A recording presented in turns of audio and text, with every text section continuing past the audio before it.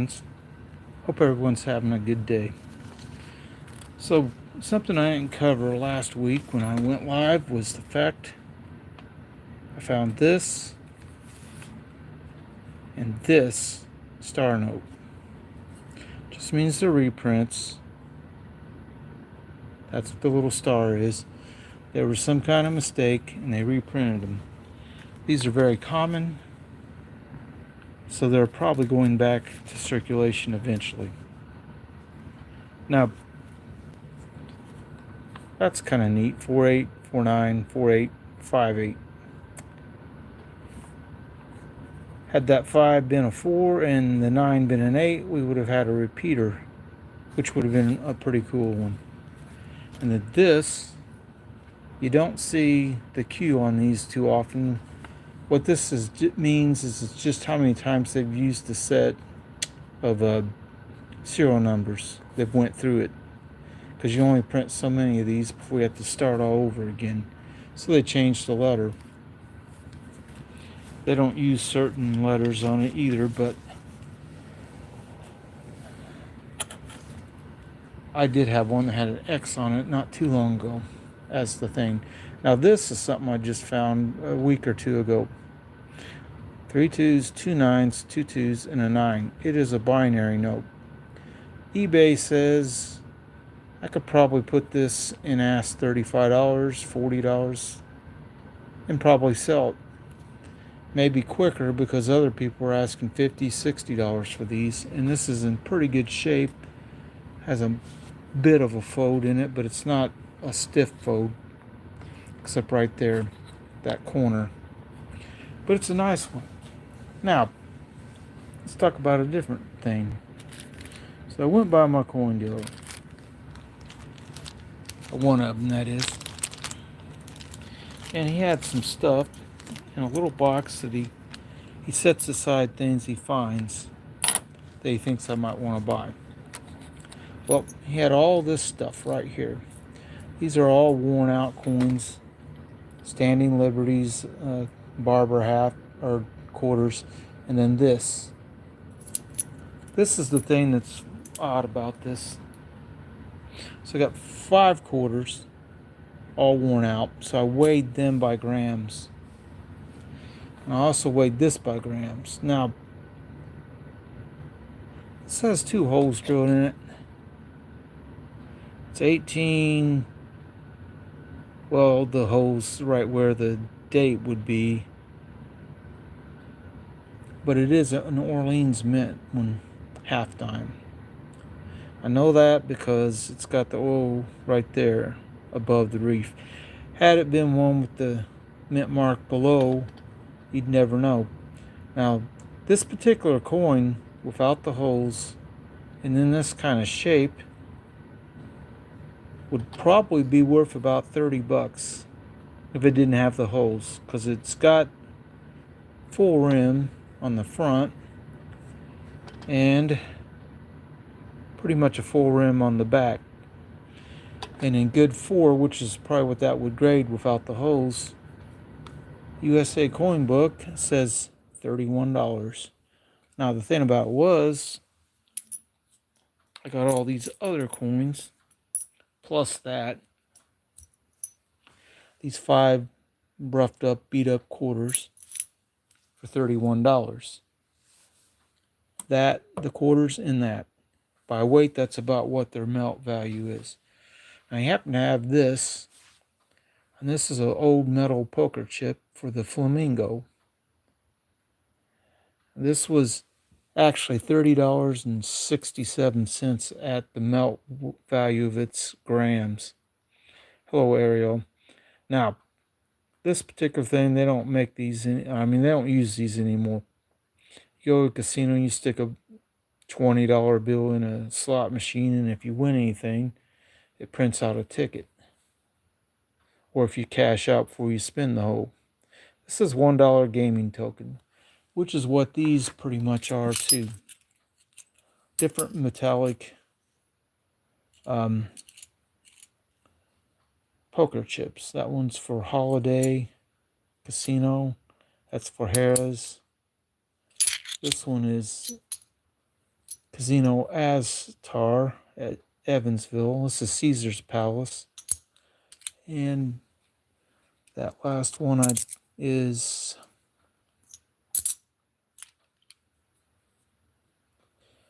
this is Merlin on this side, and then Excalibur.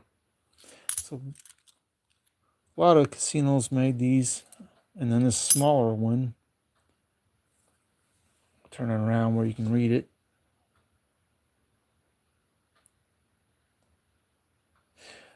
But anyway, they don't really have much value. They're just something I like to collect a little bit. Now,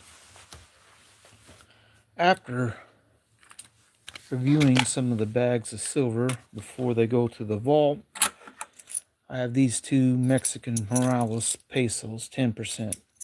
I'm working on filling this tube with them. What I want is a 1965 one. Then I will have one coin from every year. They're only worth about $2 each in silver, roughly. Not that much. No, I don't metal detect. White Rabbit. But yeah, that was $31 to buy that and that one poker chip. And by weight, yesterday these $1.30 worth of 90% US silver weighed out at was $1.06 per gram, and the calculator told me it was worth $30.67. So I paid 34 cents over melt for that pile, which I didn't think is horrible. But these half dimes, very small coins. I got this one from the same coin dealer a week or two ago. This one is likely Philadelphia mint. There's no mint mark inside the reef. It's worn a bit, but not horribly bad. With that hole, though, that makes it something you can buy at melt if you're lucky. It also helps if you buy from a coin dealer a lot, then he's okay to give you a deal like that occasionally. Now, last week, or the week before, I went by and he had, in the box, he had all these. Well, these are all Barber quarters that are worn and bent. A couple of them are bent at least. And a Barber $half where this one weighs under 11 grams. It's like 10.95 grams, which is a lot of wear. But you can tell that the back design is almost totally smooth, just an outline left. Now, some people said for these, the back is too busy for them. Well, what about the Kennedy? This is a 64D Kennedy. It's got an eagle and all that stuff above the eagle, and this one's worn a bit, and it does have a hole drilled in it, but it's not worn that much because it's over 12 grams. They start at 12.5. Now, somebody likely did that so they could wear this as a pendant on a chain, and it looks like over the time that they were wearing it, it wore a little bit into the rim. I don't know how well you'll be able to see that. See that just dips in slightly. It's about 12.1 on this. It started at 12.5, but it's been worn down. Now, this is the kind of stuff I've been buying lately because I can get it at melt or below melt. And if you can buy it below melt, I don't think it's a bad buy. Now, I have some of these plastic poker chips. So I went by this place and I was able to get this to add it to my collection here. Now, found this one at work. It's a Warhorse Harley Davidson, and it's a Florida dealership. But some of these are actually what they call fantasy chips. They look like some of the old chips you would get for gambling at a casino, but these probably aren't that. Now, this may be Jackpot Casino Vegas. It might actually be one that was used. Let's talk about a different subject. Let's say you've got a bunch of dimes and other silver and you're thinking about selling some. I'm going to show you an example of how you would pick one or two to sell. 56 Denver, uncirculated, $1.75, well under melt right now. That one is too, same price, same price. Now here's where we get to the ones. That one $1.60, and that one's $1.50. These, neither one of these look as good as those do, so these are two I could sell. And person I sold some stuff to or buy stuff from, I mean, asked him what he'd pay, and he said he'd pay a certain amount for these. And at the price I bought them, $1.60, $1.50, I could make a little money. But that's not really the plan of this. In many ways, is to make a lot of money. My idea is just, it's just like a savings account. You buy this stuff, you hold it, and if you need or want to sell some when the price is higher, this whole stack of stuff I could sell every one of them and just keep one for the collection because it's not, whichever one looks the nicest, and sell the other four because they're all well under melt. So that's what you would do if you're going to sell some silver like this. Go through your collection, sort it out, whatever you got to do. If you find that you have some silver that you bought and it was you bought a while back when silver was lower or than it is now, or has been lately, that's the stuff you would sell. I mean, if you bought something last week and it was a quarter, today I could have bought a quarter, Washington quarter, 7 1/4, $7 1/4, and I had some in a box that were I bought years ago and that were $3.75, so it's about twice the price that I was able to buy them for years ago. But I do like, you can go buy a coin dealer you deal with occasionally or a lot and get decent silver stuff at or below melt. I'm going to show off a few of the things I've gotten recently. These dimes, they were under melt. These dimes were under melt. All this stuff was under melt. That Standing Liberty's been polished. And if they weren't under melt, they were right at melt. Now, this is an interesting bag because you can see the two smaller coins in it. We'll get back to that in a minute. And sometimes you get a chance to buy something like this Mexican 50 centavos coin, which is 1920. They made them from 1920 to 45. It's 0.1929 ASW. This is worn slightly, so probably slightly light. 640 is about what the silver was worth when I bought it. That's in the coin. Now, moving right along, move these out of the way and keep looking. I bought all these coins the other day. $1.75 each. Well, these Netherlands coins, East Indies, Netherlands, Dutch, they're all, there's a old Mexican coin. They're all, the little ones are over melt at that price, and the bigger coins likely are under. Altogether, it's probably a little over melt, but I didn't mind because there's neat coins in it. Alright, show you something else that's kind of neat.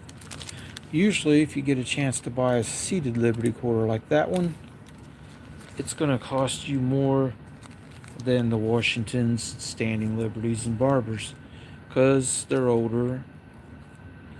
Unless, you know, it just depends on condition too, but this is one I wouldn't have paid a lot for, just because I'll show you.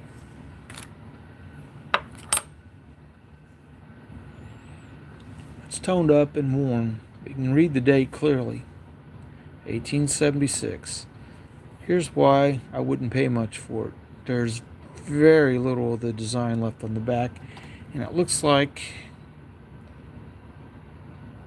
that had tape on it or something.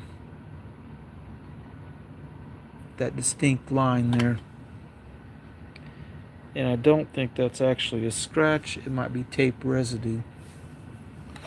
But the walker is just worn. It's a 1920, which kind of make out the date. You can see the 20 at least. The 0's pretty clear. The 2's weak. Pretty sure it's 1920 though. And last year they made these was 46, so it could have been in circulation all the way up until then. And I wouldn't be surprised if it was, maybe even in circulation longer. Now I bought this a week or two ago. It's a Balboa. Hardly got anywhere on it. A lot of toning though. This is the same 90% silver as a US dime. 90%, 2.5 grams. When I bought it, it was $2.50 and melt was about $2.75, so I actually got it below melt, which is nice. Where was the one thing?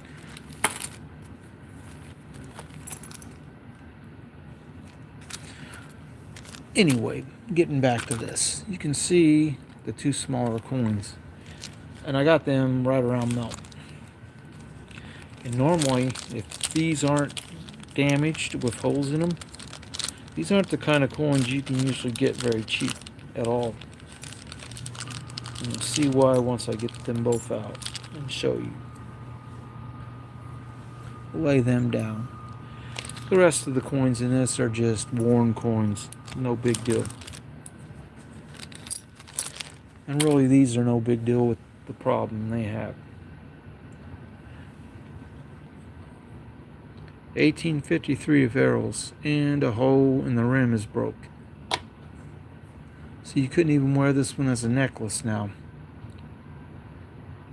Half dime does not appear like there's a mint mark in the wreath, which a lot of these had.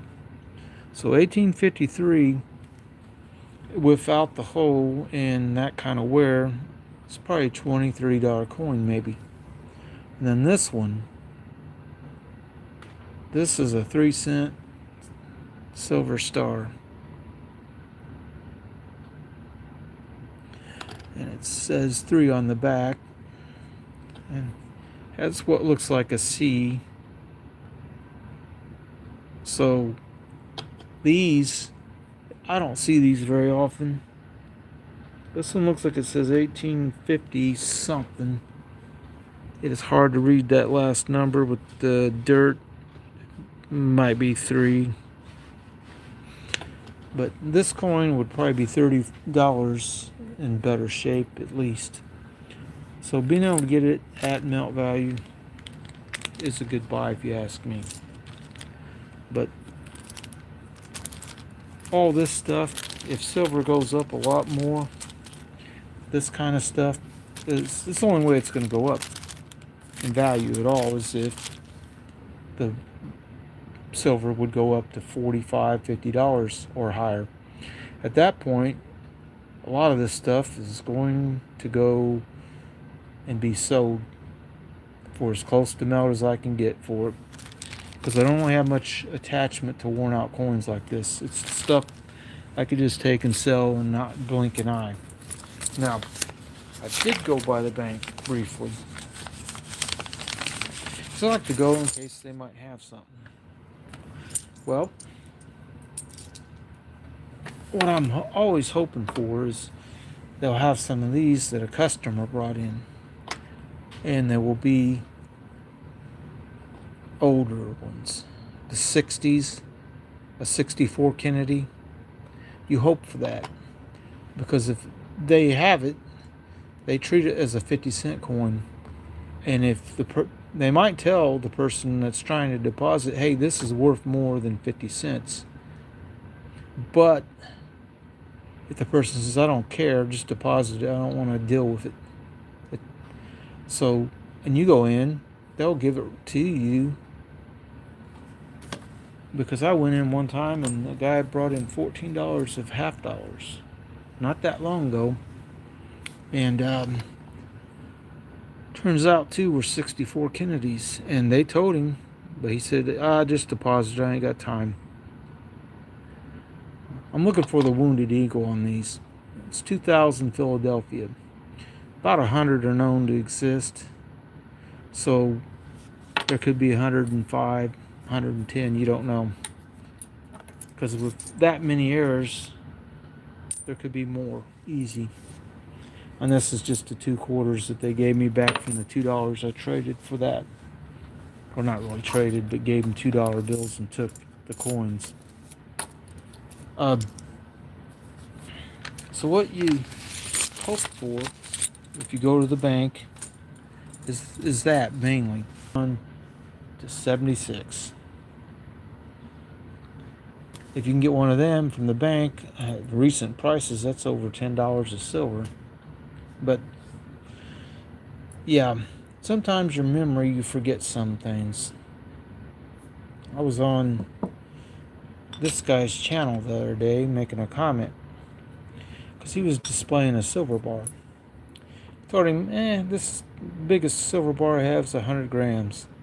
Totally forgetting that recently I bought this 5-ounce 3/9 fine bar, which I kind of refer to as the Zippo lighter bar because it's about the same size width-wise and almost as thick. It's a little taller. But if you know what a Zippo lighter is and you've seen them lots and you see this thing, that's almost the size of a Zippo lighter. At least that's what I thought. Anyway, I hope that everyone has a really good night. I don't really plan on going live a whole lot longer. I still have 2 rolls of cents to search for wheat pennies or copper. Because I got a jar, and we'll show you the jar. This is a coffee jar full of copper cents. Copper recently has been almost 3 cents a copper per cent. These are from 1959 to 1981. All 90% or 96% copper, right in that neighborhood. I want to fill the jar, and then after that I probably won't worry about getting any more. But, it's not hard to search your change or a cent roll. One thing you can find wheat cents, because I found this one in a roll. It's a 1942. Unfortunately, it's probably worth about 3 or 4 cents to fairly common, and common ones aren't really worth a whole lot. But I did get, if I can find it, should be right around here.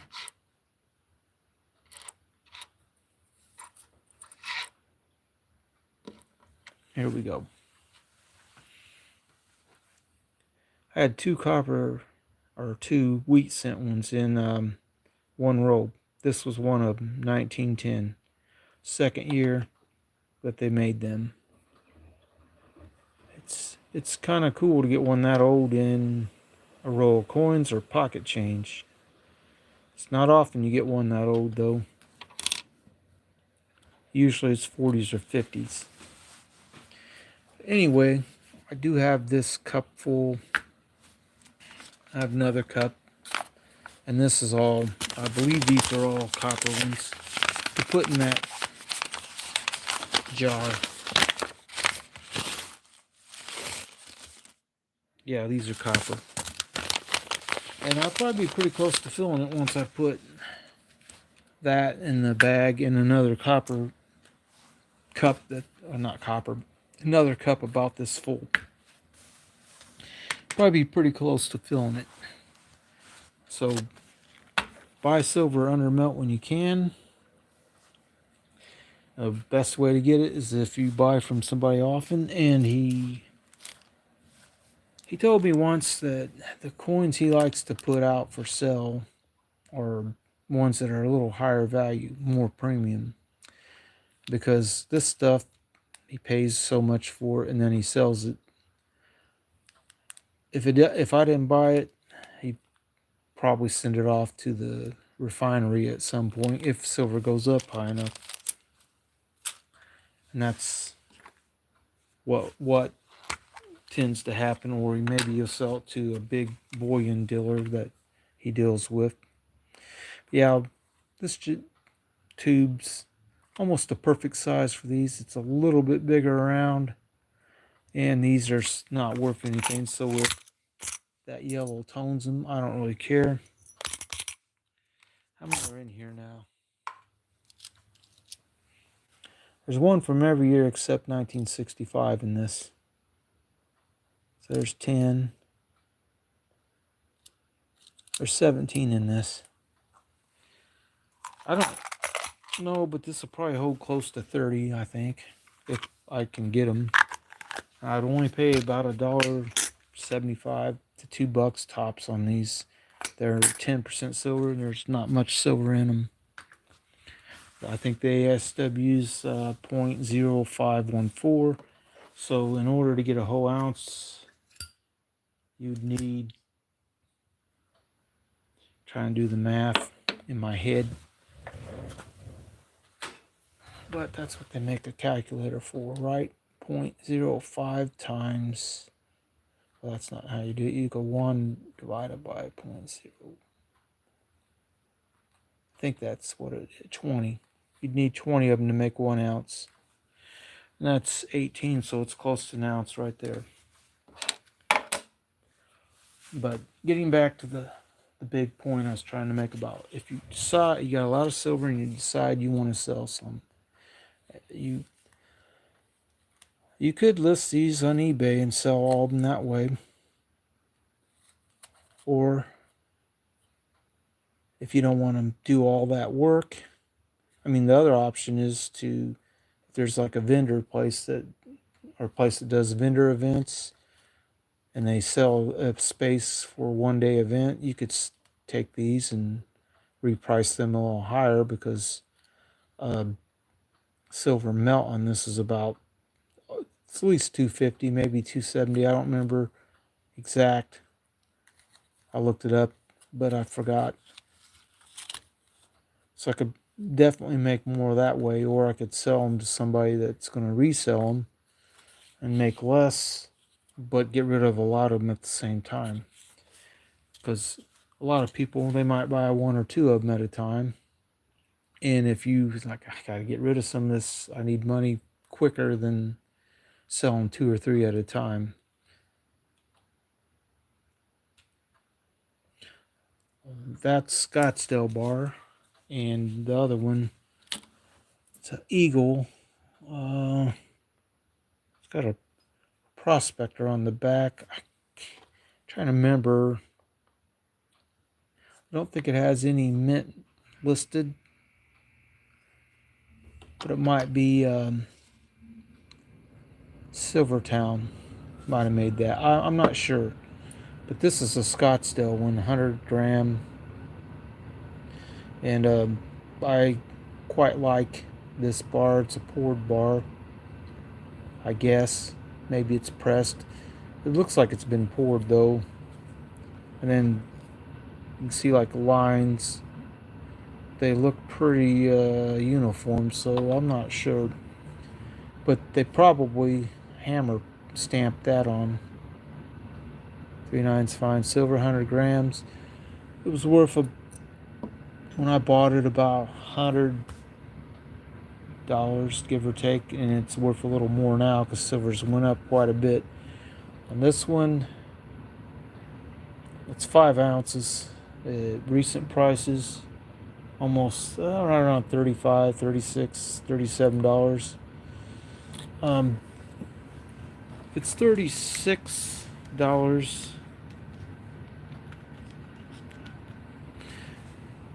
It's worth 180 in raw weight. If you're selling it to someone who's going to resell it, though, you won't get that much.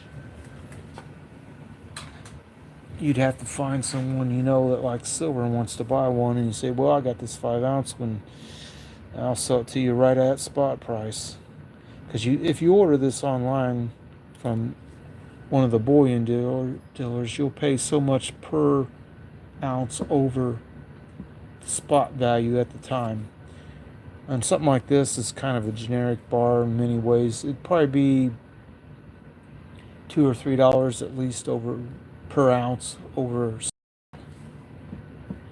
I don't know about this one. It might be a little more just because it's a different design. It's not pressed or nothing. It's just the way it's made. It's been poured. That takes a little effort to make it look good. I mean, I guess if you want to make a poured bar and you have it, you could pour it out into a thing and then not know what you're doing in it, have all kinds of little pits in it and stuff.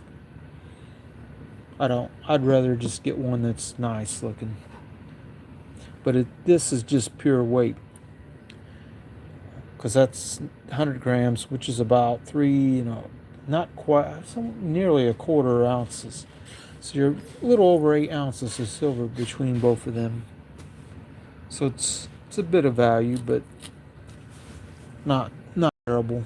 And someday I'd like to get a 10-ounce bar like this, but I haven't found one I feel like buying and having the actual amount. I don't carry that much cash most of the time, so you'd have to be